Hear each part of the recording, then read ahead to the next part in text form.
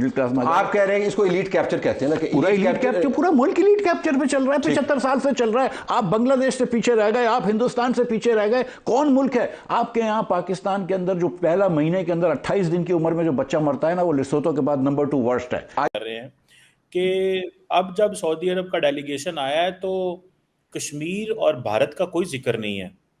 इसका मतलब क्या है? आप इसको कैसे देखती हैं कि भारत और कश्मीर का जिक्र ना होना? हो सकता है कि सऊदी अरब ने आने से पहले या सऊदी अरब के डेलीगेशन ने आने से पहले ये कह दिया हो कि जी हम भारत या कश्मीर पे कोई बात नहीं करेंगे, क्योंकि उनके भारत से टर्म्स बहुत अच्छे हैं। और आप क्या समझते हैं, क्या ये भारतीय नैरेटिव की कामयाबी है?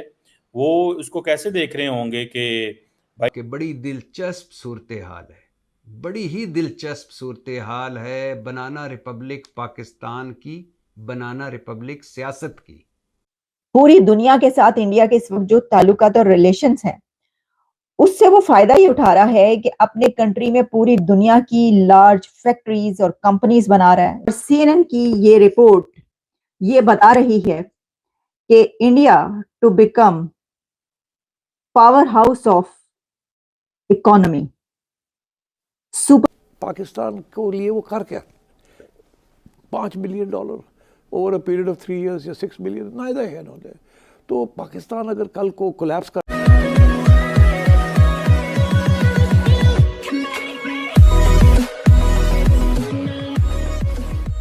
नमस्कार दोस्तों, एक समय था जब पाकिस्तान की मनमानी चला करती थी ओआईसी में, ऑर्गेनाइजेशन ऑफ इस्लामिक कंट्रीज। उसमें तकरीबन 55 के आसपास, 57 के आसपास यहाँ पर कंट्रीज है। तो यहाँ पर पाकिस्तान जिस तरीके से खास करके कश्मीर और इंडिया वाले मुद्दे पर जिस तरीके से वो चाहता था, उस टाइप का कोई डॉक्यूमेंट साइन करवा लेता था। लेकिन अब सिचुएशन ऐसी हो रही है कि सऊदी का डेलीगेशन जब पाकिस्तान आता है, वो दोनों बात करते हैं, कुछ न कुछ तय होता है। लेकिन जब इंडिया पाकिस्तान की डिमांड पर जब कहा जाता है कि आपकी तरफ से कश्मीर पर, भारत पर स्टेटमेंट आना चाहिए, तब सऊदी बिल्कुल भी मना कर देता है। और ऐसा नहीं कि सऊदी हो, यूएई हो, दूसरे और कंट्रीज़ हो, वो अब पाकिस्तान की बात को खास करके कश्मीर वाले मुद्दे पर अब ध्यान नहीं देना चाहते। और वो अपने हिसाब से इंडिया की फेवर में जेस्चर्स भी दिखाते रहते हैं। जैसे पिछले दिनों एक बात हुई थी कि सऊदी ने अपना जो मैप डिक्लेयर किया, वो मैप में दरअसल हुआ ये था कि वो जो कश्मीर है, उस कश्मीर को पूरी तरीके से इंडिया में दिखाया गया था। तो यहाँ पर यही बात हो रही है कि भाई सऊदी जैसा कंट्री भूल चुका है कश्मीर वाले मुद्दे पर और आगे बढ़ चुका है। इसी के साथ ही वीडियो शुरू करते हैं। और हाँ दोस्तों, एक और रिक्वेस्ट है आपसे कि कृपया करके हमें सुपर थैंक्स के माध्यम से मदद करना ना भूलें। कर रहे हैं कि अब जब सऊदी अरब का डेलीगेशन आया है तो कश्मीर और भारत का कोई जिक्र नहीं है।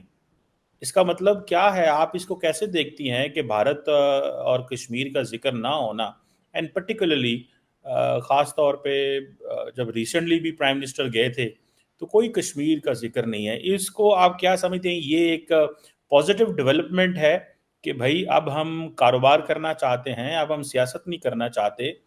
कैसे देखती हैं? सर, हो सकता है कि सऊदी अरब ने आने से पहले या सऊदी अरब के डेलीगेशन ने आने से पहले ये कह दिया हो कि जी हम भारत या कश्मीर पे कोई बात नहीं करेंगे, क्योंकि उनके भारत से टर्म्स बहुत अच्छे हैं और यकीनन वहाँ पे वो कई तरह की इन्वेस्टमेंट भी कर रहे हैं। और जब भी कोई भारत से सऊदी अरब जाता है तो उनको जिस तरह से रिसीव किया जाता है वो भी सभी ने देखा है। चाहे उनके प्राइम मिनिस्टर जो रहे नरेंद्र मोदी जी, उनको अवार्ड्स वगैरह भी मिले। तो भारत एक बहुत मजबूत पोजीशन पर है। पाकिस्तान को ये बात माननी पड़ेगी, और अगर नहीं मानते तो इनकी मर्जी है, लेकिन बहरहाल फैक्ट यही है कि भारत बहुत मजबूत जगह पर इस वक्त खड़ा है। और उसमें ये कश्मीर वाला जो ये लोग करते रहते हैं वो इनको बंद करना होगा। और हो सकता है सऊदी अरब डेलीगेशन ने आने से पहले ये मैसेज दे दिया हो, वरना कि बड़ी दिलचस्प सूरत हाल है, बड़ी ही दिलचस्प सूरत हाल है बनाना रिपब्लिक पाकिस्तान की, बनाना रिपब्लिक सियासत की। जी हाँ, बड़ी ही दिलचस्प सूरत हाल है। एक तरफ मुस्लिम लीग के कायद, रहबर, कायद आज़म सानी, इमाम खुमैनी, 3 दफ़ा के वज़ीर आज़म, और मेरे महबूब कायद मियाँ मोहम्मद नवाज शरीफ, हमराए दुख्तर नेक मरियम नवाज, तंदूर दर तंदूर फिर रहे हैं। जी हाँ, दोनों बाप बेटी तंदूर दर तंदूर फिर रहे हैं, और मकसद है 20 रुपए की रोटी को 16 रुपए में करवाना, 20 रुपए की रोटी को 16 रुपए में आवाम तक पहुंचाना। और दूसरी तरफ मेरे महबूब कायद नवाज शरीफ और दुख्तरे नेक मरियम नवाज के सिपा सलारे अव्वल राना सनाउल्ला फरमा रहे हैं कि हुण साडे ते ना रहना, जागदियां रहना।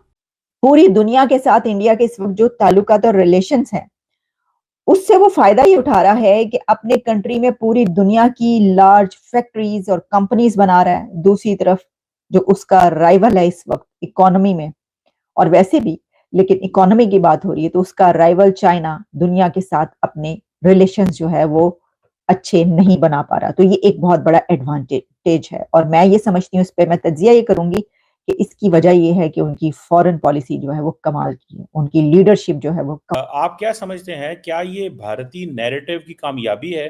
वो उसको कैसे देख रहे होंगे कि भाई ये चीज़ तो हम बहुत पहले पाकिस्तान को कहते रहे कि कारोबार करो, और ये सियासत और कश्मीर और ये लड़ाई की जो बात है ये फिलहाल पसे पुष्ट कर लो। तो डू यू थिंक कि ये इंडियन नैरेटिव की सक्सेस है, या कि आप समझती हैं कि पाकिस्तान मजबूर हो गया इस हवाले से? क्या how would you realise this, say talk on this? देखिए, दोनों चीजें हैं। एक तो भारतीय नैरेटिव जो है वो बिल्कुल सक्सेसफुल हुआ है, और उनकी जो फॉरेन पॉलिसी है और जिस तरह से डॉक्टर जयशंकर और बाकी लोग बात करते हैं, ये यकीनन उनकी बहुत बड़ी कामयाबी है कि दुनिया अब उनकी बात सुन रही है और मान भी रही है।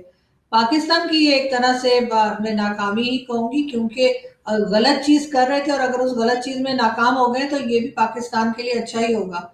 अगर ये जो हमेशा से एक करते रहे बात के भारत हमारा दुश्मन है और भारत के साथ हमने सिर्फ जंग करनी है, कश्मीर लेना है और उस किस्म की चीजें जो पाकिस्तान चलाता रहा है सालों से, अब हो सकता है कि लोगों को अकल आ गई हो, जैसे कहते हैं ना, अब जब बिल्कुल ही खाने पीने के लाले पड़ गए हैं और कोई किसी तरफ से कोई उम्मीद नहीं, जो ये लोन लेते जा रहे हैं। इनकी ये रिपोर्ट जो है ना, ये अपने आप में एक ऐसी रिपोर्ट है कि जो ये बता रही है कि मोदी ने जो है जो कर दिखाया है, वो कह रहे हैं जनाब ये जो इंडिया है इसको तो अब जो उन्होंने डेटा पेश किया है उसके मुताबिक तो रोकना बड़ा मुश्किल है। और खास तौर पर साथ में जो उन्होंने बात कही है कि ऐसी फॉरेन पॉलिसी बनाई है कि बाकी सब जो है उनको दीवार से लगा दिया, यानी चाइना के जो हालात है इस वक्त। और देखिए इसके अंदर जो इस वक्त ग्लोबल कॉन्फ्लिक्ट्स चल रहे हैं, जैसे कि आप जानते हैं कि ग्लोबल कॉन्फ्लिक्ट्स में यूक्रेन रशिया और हमास इजराइल और ईरान, इसके बीच में क्योंकि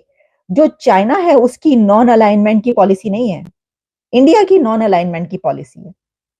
और इंडिया की क्योंकि नॉन अलाइनमेंट की पॉलिसी है तो वो किसी के साथ वो नहीं कर रहा कि भाई हाँ भाई मिडिल क्लास में आप कह रहे हैं इसको एलीट कैप्चर कहते हैं ना, कि पूरा एलीट कैप्चर, पूरा मुल्क एलीट कैप्चर पे चल रहा है, 75 साल से चल रहा है। आप बांग्लादेश से पीछे रह गए, आप हिंदुस्तान से पीछे रह गए। कौन मुल्क है आपके यहाँ पाकिस्तान के अंदर जो पहला महीने के अंदर 28 दिन की उम्र में जो बच्चा मरता है ना, वो लेसोतो के बाद नंबर 2 वर्स्ट है। पाकिस्तान में आईटी का एक्सपोर्ट होता है। हिंदुस्तान की जो आईआईटी यूनिवर्सिटियाँ हैं 23 या 27 कैंपस है, दुनिया की बेहतरीन अंडर ग्रेजुएट एजुकेशन दे रही हैं। पहले हुकूमत हिंदुस्तान के पहले बनने के 10 साल में इन्होंने 5 आईआईटीज़ लगाए थे। हमने 11 साल में 7 प्राइम मिनिस्टर चेंज किए।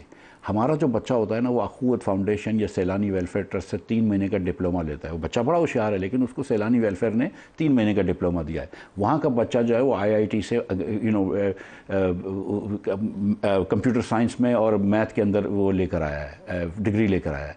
हम कैसे कम्पीट कर सकते हैं? हम ये समझते हैं कि ज़मीन दे दो, बिल्डिंग बना लो तो आईटी का एक्सपोर्ट हो जाएगा। मतलब बच्चों को तालीम नहीं दोगे तो जाहिलों की पाकिस्तान को लिए वो कर क्या, $5 billion over a period of 3 years या 6 billion, neither here nor there. तो पाकिस्तान अगर कल को कोलैप्स कर जाता है तो आप सोचिए जिस किस्म का माहौल पाकिस्तान में बना हुआ है, जिस किस्म की मिलिटेंट आउटफिट्स पाकिस्तान में हैं, ये तो इंडिया के लिए प्रॉब्लम बन जाएगा, सारी रीजन के लिए प्रॉब्लम बन जाएगा। आप लोग आईएसके को भूल जाएंगे। यहाँ भी तो उस किस्म की एक सोच है, एंटी वेस्टर्न सोच है, एंटी अमेरिकन सोच है। और